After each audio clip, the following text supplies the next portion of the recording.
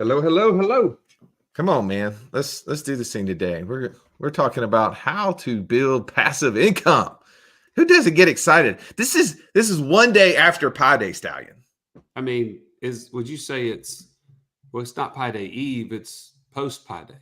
Yeah, it's kind of the pie hangover here, if you will, right?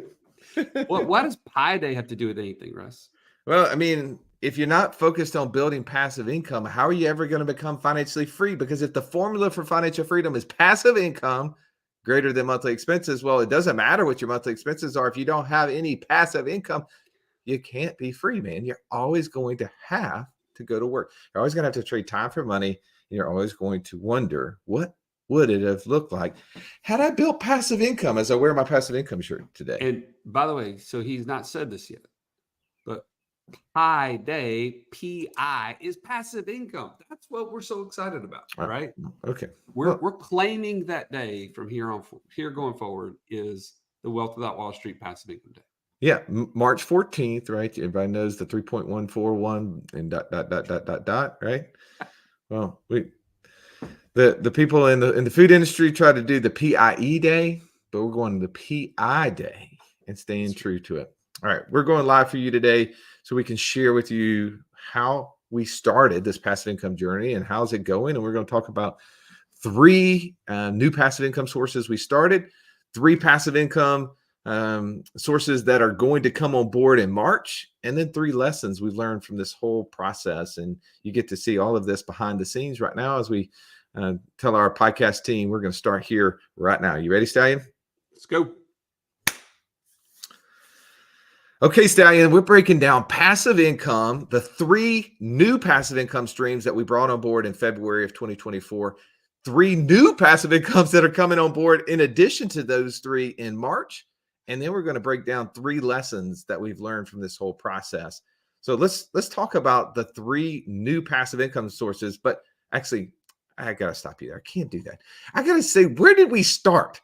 Right? Where did this whole how's it going? What's the process of this thing? Right. So if you're watching this on YouTube, you get the benefit of seeing the Stallion's beautiful face, my cool passive income shirt, and you get to see the passive income journey, right? Like this thing goes all the way back to December 2007 when I bought my first single family property. You're like, Russ, what did you do with the $85 a month that you were bringing home? Like, I don't see the report anywhere for that. Dude, you're just stacking it up like press board. Man, 100%. It was. I was stacking it up for 5 months until the unit above me flooded me out, and I paid ServPro for the next 12 months, basically, with that $85 a month. It wasn't good, and it took a long time to get it going. But if you are watching, you're looking at this list, you start to see there's a lot of steps that start happening. And if you see the green, you hear us talking about infinite banking. You want to know why do we talk about infinite banking on the show so much? Because we would not have this show without infinite banking. There would have been no passive income report. This page would be blank because we wouldn't have done anything. Passive income was okay.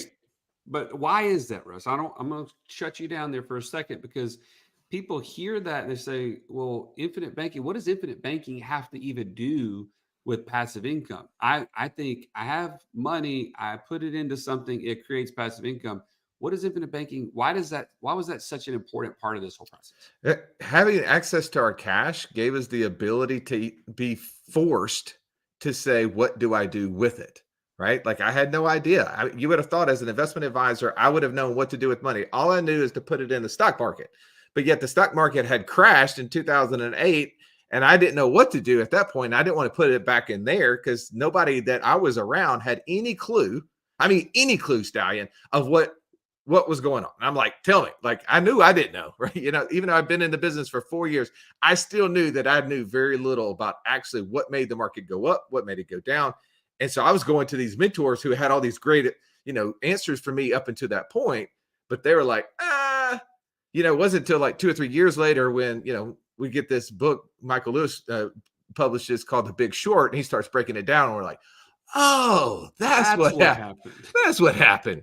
But none of us knew that. We had no clue. And so for me and you, I think, and most of us, is if we don't have access to our cash, what do? We abdicate the responsibility to somebody else. We hope that they take care of our money. We assume that they're going to. We are on this hope approach, and then we're working for the rest of our lives. So as we're building passive income, passive income was created by us having access to a lot of cash because we were stacking a lot of cash there, Stay. Well, and I'm going to just point this out really quickly about infinite banking. What is it? And I asked myself this question this week. What is it about the vehicle of infinite banking? When I say vehicle, we use a very strategically designed whole life policy or a system of policies, if you will, rather than a savings account. And I started thinking, well, couldn't we have just put the money in a savings account, and wouldn't that have like drawn us to the same conclusion, like creating all this passive income? And the answer is absolutely not, because up to that point, that's what I had been doing. I'd been putting money in a savings account whenever I had excess money. And you know what? It stayed there, and it never once like required me to think bigger than what was in that savings account. But when you put money in a whole life policy and you know it's going to grow guaranteed on a contractual basis for the rest of your life, and you have access to it to borrow against it to go do something else with it, it's kind of like, I can't even think of a great analogy right this second, Russ, but it's kind of like, why wouldn't I go and put that money to work? Because then I can get two for the price of one. I mean, I don't know about you. I'm a sucker for the BOGO, right? I'm a sucker for those sort of deals. Well, if I go to the store and they've got two things, I get, buy one, get one free. Why wouldn't I get two? It's the same way with our policies, right? We have to put that money to work. And so I immediately said, what could I go do? And it revealed how much I did not know about being an investor. And so that started this journey, in my opinion. What would you say to that? Well, okay. Well, I want to, if you're listening to us for the very first time, you're like, I thought I was going to hear 3 strategies on how to build passive income, where you guys got 3 new ones and all the 3 lessons. And we're getting there. If you want to fast forward past this part, but I think this is such an important part, and I had no intention for us to talk about this, but I'm pushing back on what you just said there just a little bit, Stallion. Because I'm not shocked, by the way. Having the cash, right, in an insurance policy, in a savings account, in your piggy bank, does not force you to do anything. And maybe I even said that a second ago. It doesn't force us to do anything. But when we got ourselves surrounded by other people that were doing things with their money, we were like, oh, I wonder what I could do with this money. And the difference between what you and I have done with, stacking large amounts of cash values, hundreds of thousands of dollars annually into these insurance contracts for years now, right? Large 7 figures in cash values that we can use and have used to do stuff with. The reason that we did that is because we knew that we would have never done it in a savings account, right? You just wouldn't save that amount of cash in a savings account because you knew that it was earning nothing for you. But we knew that these insurance contracts had a way to earn 3, 4, 5%, whatever it is. And more importantly, earn it without having to pay the tax on it. So it was like earning 6 or 7%, right? If I had it in a taxable account, that's pretty good, given that it was like almost 100% safe. And we got all the benefits of being, the death benefit and creditor protection and yada, yada, yada. But it was when we had that cash available and we got in the right rooms, we started having conversations with cool people who were talking about how to do passive income deals. And we were like, we've got cash. And that's the number one obstacle for most people to becoming financially free is what, Stallion? Having lack of access to cash. They have lack of access to cash. They don't have enough. They got a little bit, right? They got the little savings account amount. They got their piggy bank amount. Maybe they got their little whole life policy because they ain't put any money in it. It's a penny ante deal because they've been putting pennies in. But you and I are putting big dollars in this thing. And it obviously then with that knowledge and access to people, it started to unlock the idea of what do we do with it. And so you can see on the screen right now as we're talking about the different passive income streams we've done. We've done a lot of different deals. There's some on here that have red, that those reds are losses. We've lost hundreds of thousands of dollars in this process too. And we're not afraid to talk about what went right and what went wrong, because to me, this is just a great learning lesson. It's a great opportunity for us to share.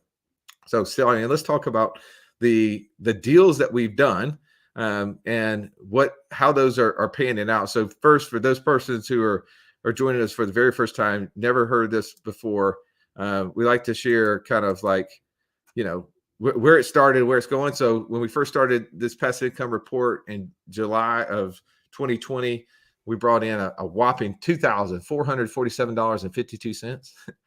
And then last year, as the whole year, we averaged a little over 47,000. So not too bad, right? We'd take that. And obviously we have a goal this year, Stallion, to growing it 25%. So let's talk about this month, February of 2024.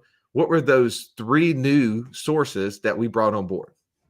So we brought on a content website, earthlygo.com. We invested in 2 multifamily syndications. And so those are the 3 new ones that started to pay out in February. Okay, so help me understand why a content website. What is a content website? Isn't all websites content? Well, I'll tell you what. Yeah, they all have content, but some of them actually get paid for that content through affiliates, through ads, through various different sources. And how did we learn this? We learned this by talking with our friend Sophie Howard, right? You've heard her on the podcast before. She's actually going to be at our virtual Inner Circle Live here within a couple of weeks. And she has an amazing course that you, me, and our oldest daughters all went through, the Freedom Navigator. In fact, you can get access to that at wealthwithoutwallstreet.com/Freedom Navigator. And it took some time, right? This was probably a 6 to 8 week investment of an hour a week going through the coursework and getting on a call with their team. And that was actually kind of a bonus she did for us, right? But why was this interesting to you? What did you see in it that made you want to be willing to spend an hour a week for 6 to 8 weeks? Well, you've heard us talk about investor DNA, right? That's how God has created each of us to see the different investments and which things align with us. And when we went through that process with our daughters, it was clear that my daughter Lily Kate was really drawn to this as a passive income source. And so one of the things that Russ and I are passionate about is trying to pass down this knowledge to our kids. I know it's important to you as well. Many of you attend our events and bring your children.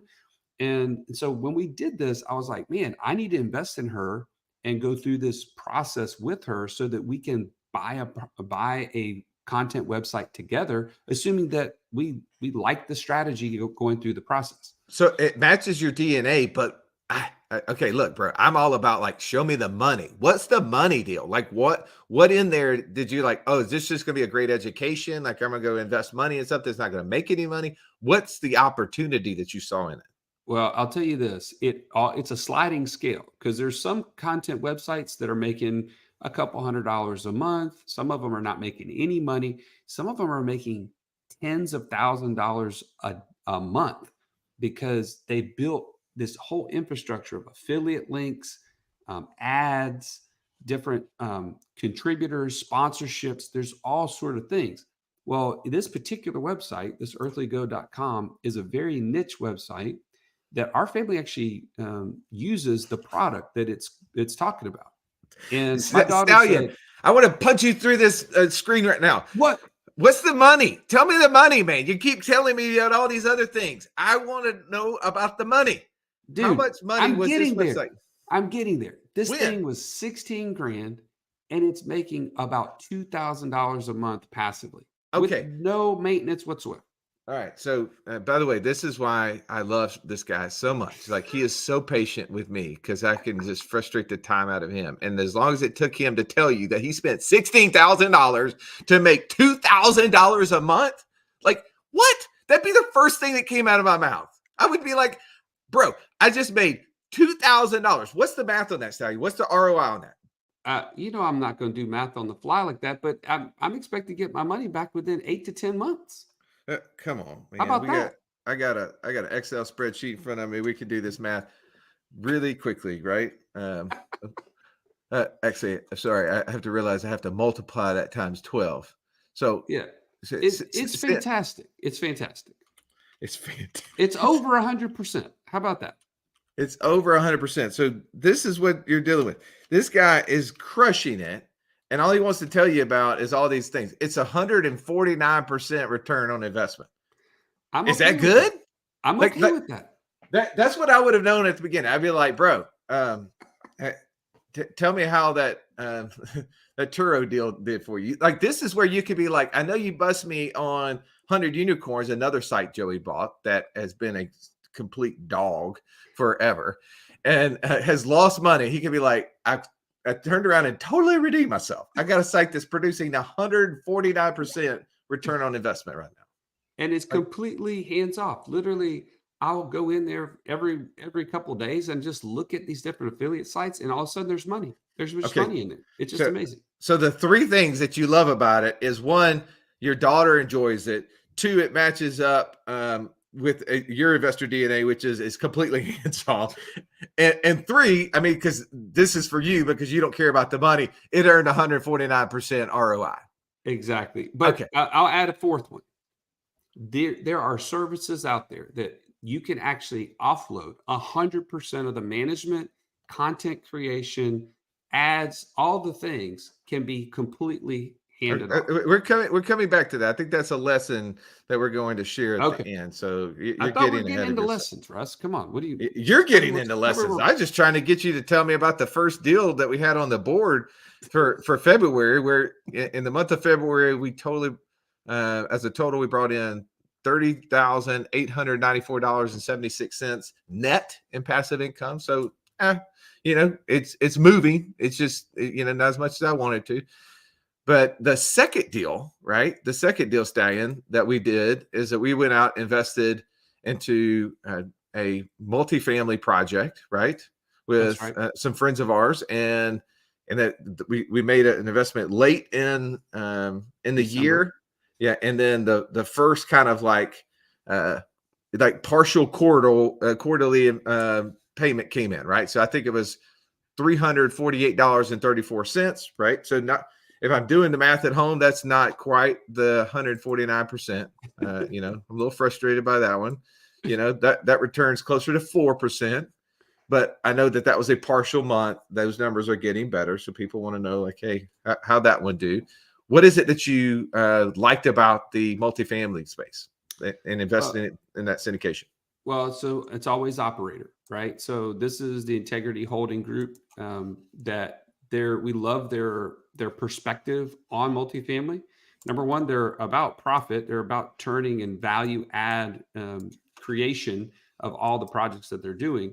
But even part of their value creation model is to add a way of giving back to the community. They have people that literally live on site that they donate an apartment to that is in charge of helping the health of that community. They partner with local churches to provide additional support to people there. There's all these added benefits that they do that then also give back to the world. And so it's not just about the profits, but it's also about the impact.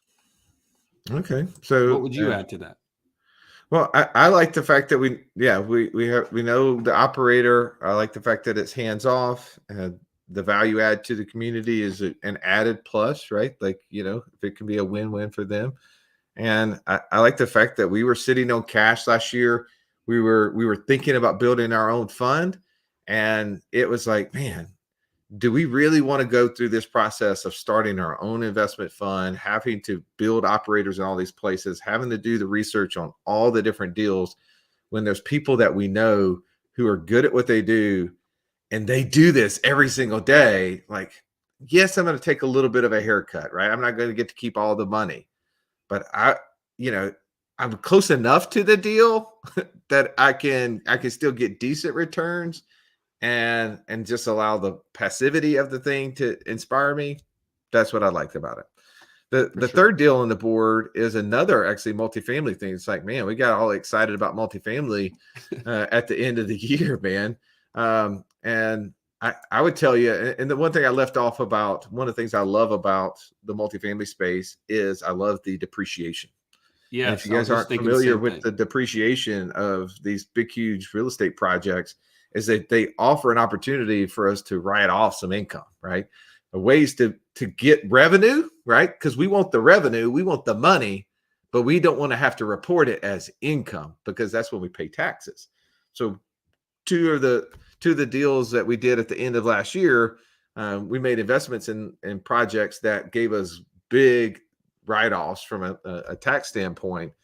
And the last one on here, Stallion, in the month of February, we brought in $1,350 on a $100,000 investment that we made. Now that was actually technically it was 2 months kind of combined there, so it's not as good as it looks, but it was pretty good.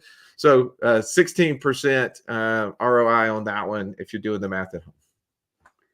And by the way, those are our friends at Arc Multifamily. We've known them for a long time, and they've had a track record of growing these projects, adding a lot of value, a lot of times buying them undervalued to begin with by 20 to 25%. And so that added with the depreciation aspect, man, I'm really excited about that project. And it's also closer to us. It's over here in the Georgia area. And so just familiarity, I think, is also important. Okay, so those are the 3 deals that came on the board in the month of February. So we were able to bring in, man, just in those 3 deals alone, $3,695.83 that we didn't have last month in January's report. So that's pretty cool, right? That's making progress. Right. Let's talk about the 3 new projects that we're bringing on that's going to be added to these 3 in the month of March. We're obviously going to give you guys the numbers in March, but let's just talk about the deals that we're bringing in today. Well, the first one I'm excited about is I'm going to take you back to the 90s, and I'm going to bring you into our LLC, Vanilla Ice LLC. Yes, I said that. If you think about Ice Baby, if you were in the roller skating rink like I was, crushing that song, we got to be excited about our ice vending machine business that is just coming online here in the month of March. And man, but there's a lot of lessons learned around this. Well, so Stallion, this is the beautiful thing that you wanted the LLC Ice Baby, but somebody had already taken that one. So like you are not unique in the fact to it.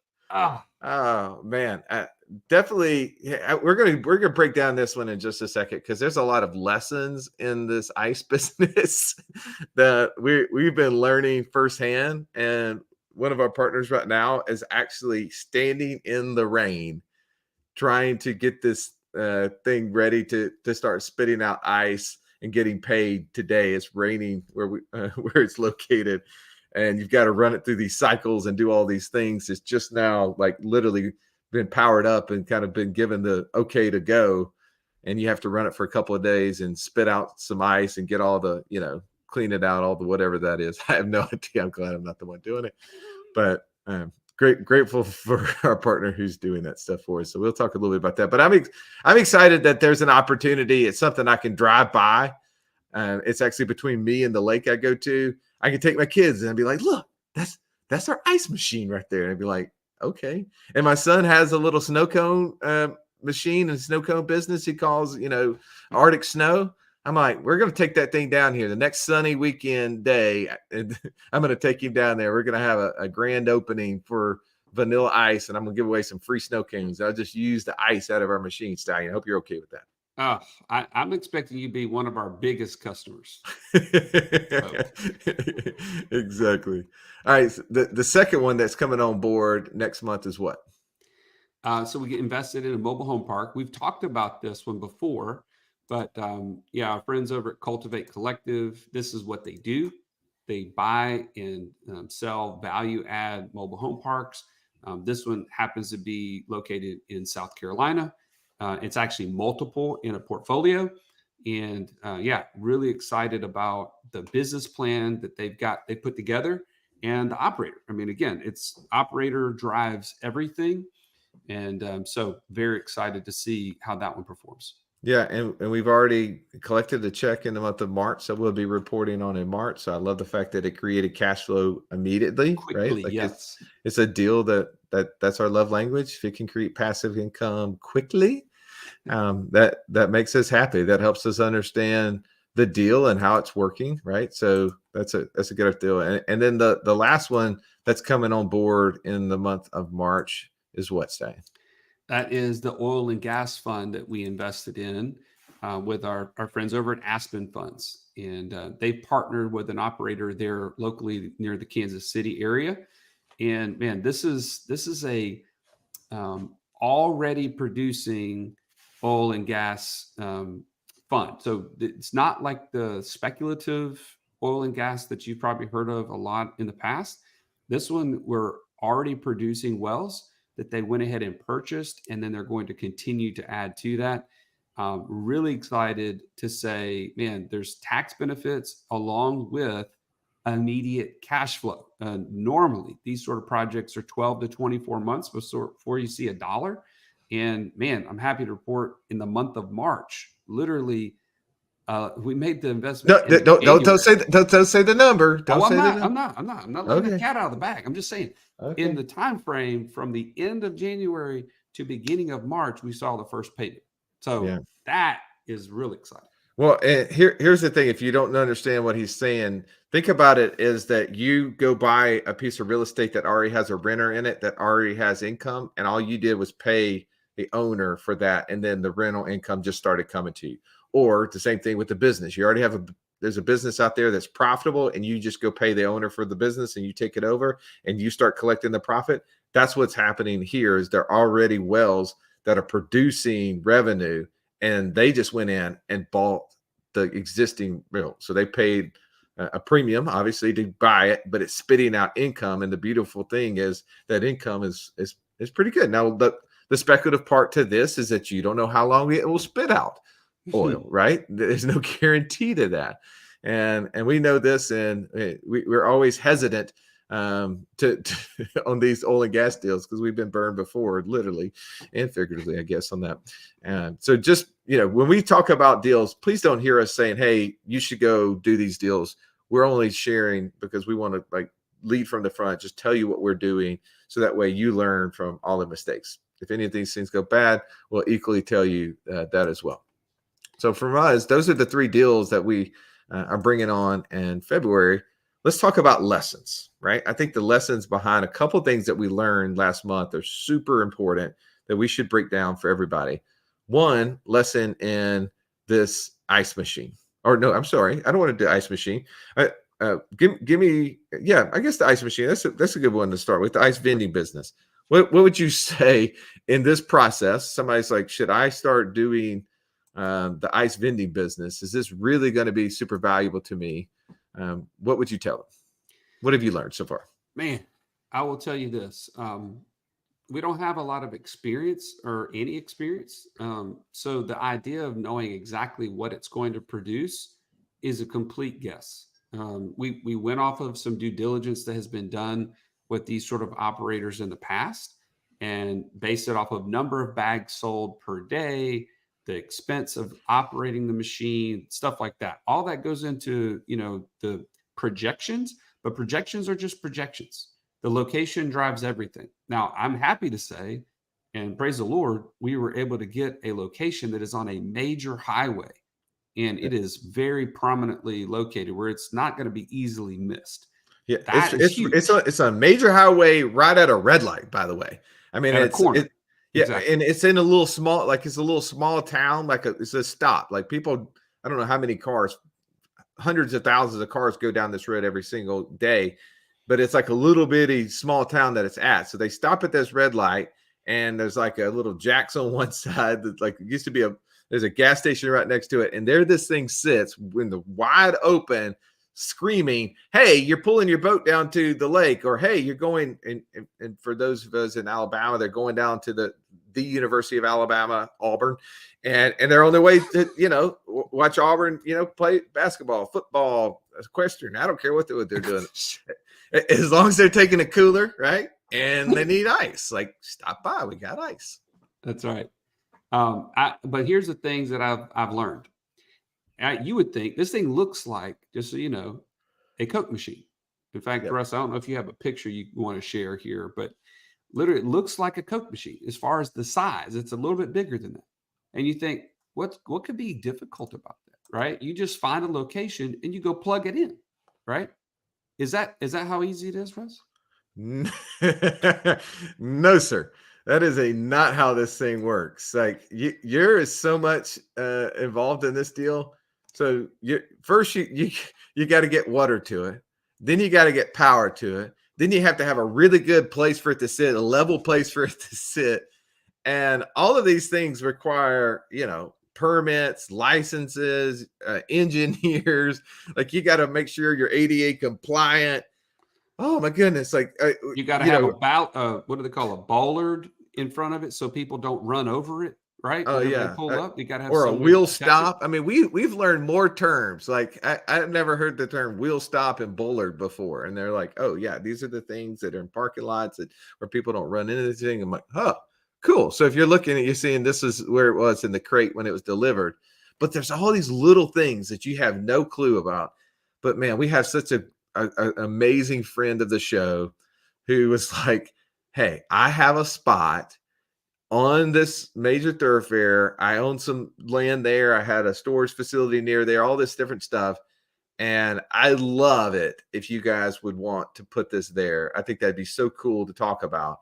And we're like, yes, this is amazing. And because of his background, only because of his background, only because of his generosity, are we in a position where we are, Stallion? Because he actually worked with the city. He dealt with a lot of the permitting. He met a lot of the contractors who had to dig the trench with the power to get it to it, the water to get to it, all of that stuff. He connected us to the people. He even got like somebody that brought a forklift and got it off the little crate that it was sitting on or whatever. There's been so many blessings, and I'm so grateful for him. And without him being involved, what's the over under on how fast we got this thing set up? Yeah, that thing would be sitting over there at Casa Mure, and my guess is that your youngest two daughters would be like throwing rocks at it or something. I don't know, man. This thing would have been a complete disaster if we did not have somebody really help us with it. And so that's my warning to you on this. This is not a small investment either, right? This is a $50,000 investment Right. that has the potential. I'm saying potential because nobody knows the projections at this point except for on paper. It could produce as much as $2,000 a month in net income as long as we get 40 bags of ice per day bought. Okay. Well, 40 bags of ice per day plus like, I don't know, what is that? Like 50 gallons of filtered water. Like there's a lot of little numbers in here that we will gladly show. I just I'd love to know in the comments of this. Are you guys betting on this to outperform 100 unicorns? Like, so in the comments at some point, I want somebody to put vanilla ice if you think this is going to outperform 100 unicorns, and put 100 unicorns. Like, I'm not certain which one of these things are going to be dead cold or not. Like, dead cold. Hey, do not sleep on 100 unicorns. I'm just telling you right now. Okay. I will say this. This is one of the fun parts about this is like just figuring all of this out, wheeling and dealing, having conversations with, we actually had conversations with multiple different people about where to put this. And, I love the negotiation part. I mean, this is fun. If we make money in this thing, it'll make it better. Clearly we're here to make money, but it's one of those things I'd love to just have this experience and be able to share it with you, team. And if this works, I will be finding 10 more locations for these to go to. Like, this will be an easy thing because now that we know all the stuff in advance, then we're going to have to hire it out because it's unlikely we're going to find another landlord or property owner where we're going to be putting this is going to be willing to jump through all the hoops. But at least we know what we're getting into. We had no clue what we were getting into. Right. So if you're interested in the Everest Ice experience, hold tight. Stay tuned. Let's just go through this process for you. All right. Next lesson that we learned. So you might remember if you've been following the show for a long time, is we used to have a short-term rental business. We actually sold those short-term rental business to the operator of that business. And man, recently there was an experience that he had in one of his apartment complexes that he had 10 units in that I thought, oh, wow, we didn't see that coming. And I thought, well, there's many of you that have taken our course or wanting to take the course on the short-term rental. And we want to give you this kind of experience so that way you can learn from it. But Stallion, he got and toward the end of January, a really, I don't know how you would describe it, a bad phone call maybe. Exactly. The new owners of that apartment complex have basically nixed all corporate housing contracts.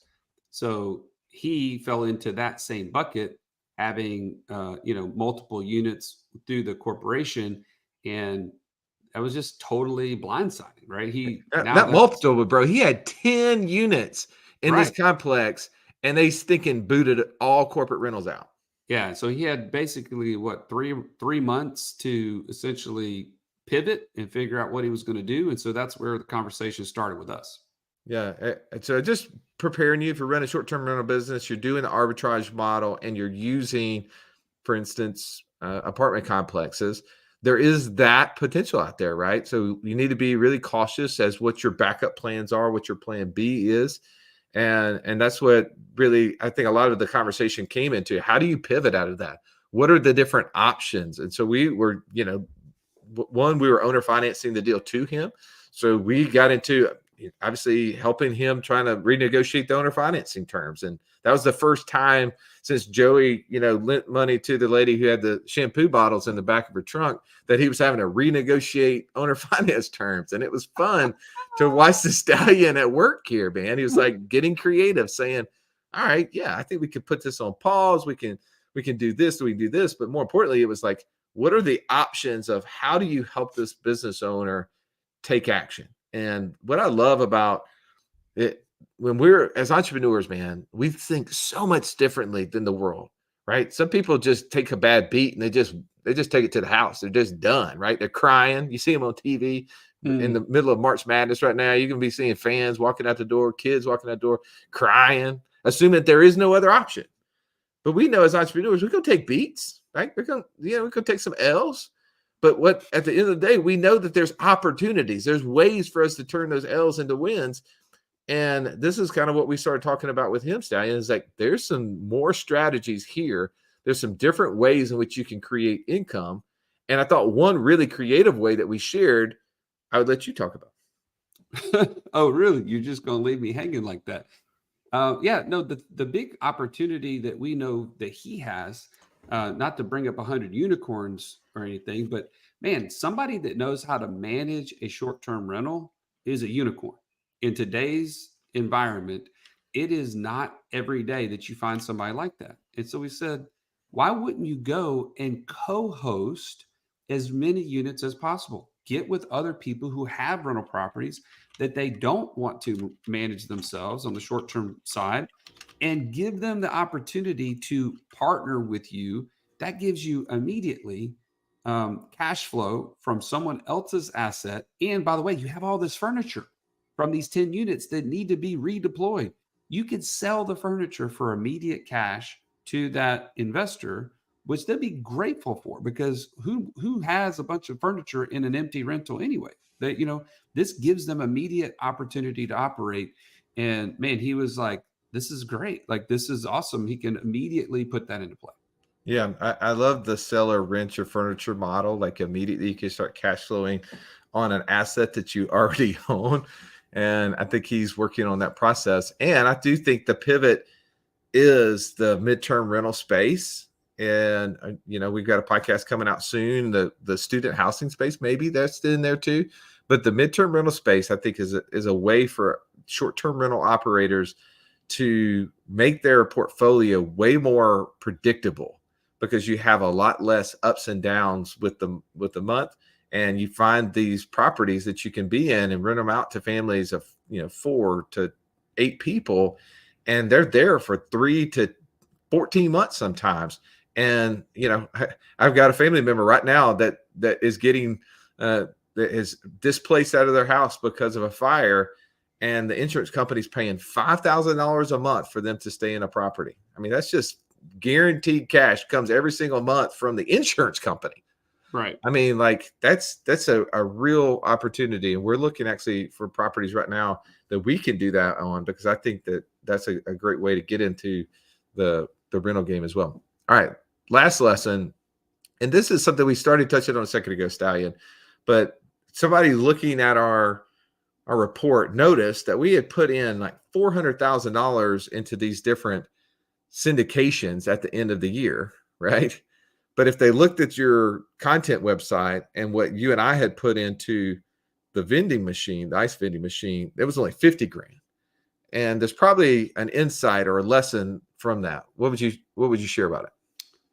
Well, I think first and foremost, I'm willing to put more money into something that is um, more known, right? Known operators, known business plan, track record, all those things. So those syndications are with people who have done this over and over and over. You mentioned it before. These are professional investors. And now you take the opposite side and you say, hey, Joey, how many content websites have you bought that have actually made money? Okay. We're not going to talk about 100 unicorns anymore.